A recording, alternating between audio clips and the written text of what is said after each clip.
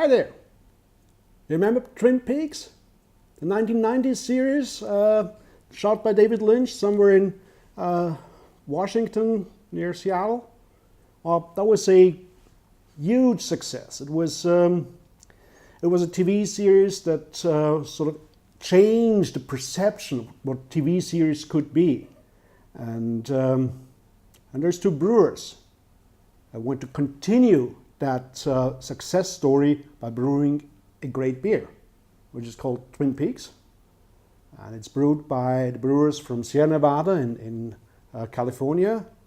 And they traveled from Chico in Northern California to England, to the Peak District, to Thornbridge. And at Thornbridge, they brewed a collaboration brew, including the hops they're using in the Sierra Nevada beers and British ale malts, which resulted in a very light-colored beer.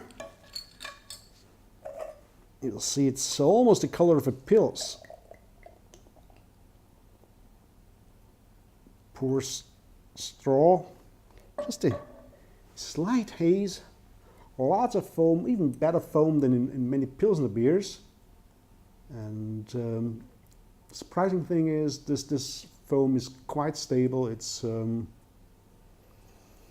it's not disguising the lots of hops there. I mean, you obviously can't smell it on TV, but I can tell you, you get all the hops they use Cascade, Centennial, Citra. It's all those hops that get these really citrusy aromas into it. It's like lots of grapefruit, but also maybe maracuja, passion fruit. And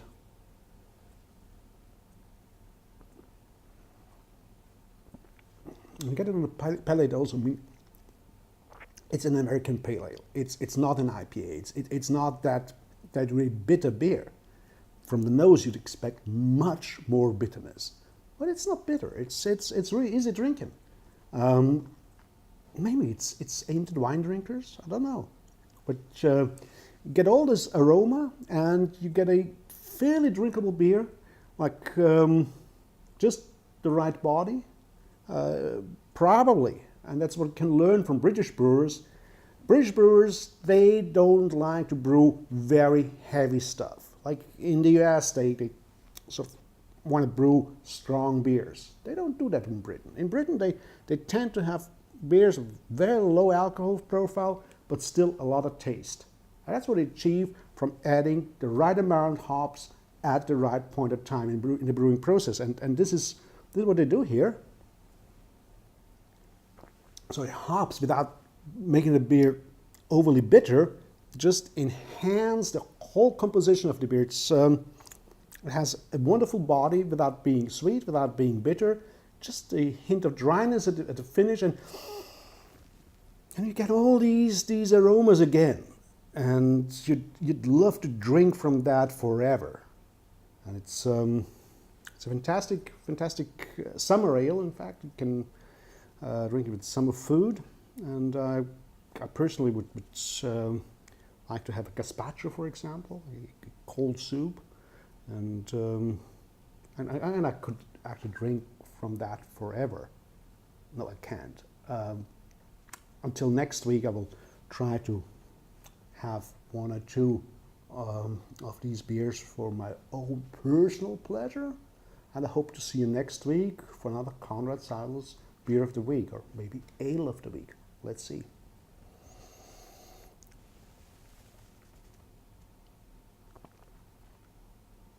Cheers to the brewers.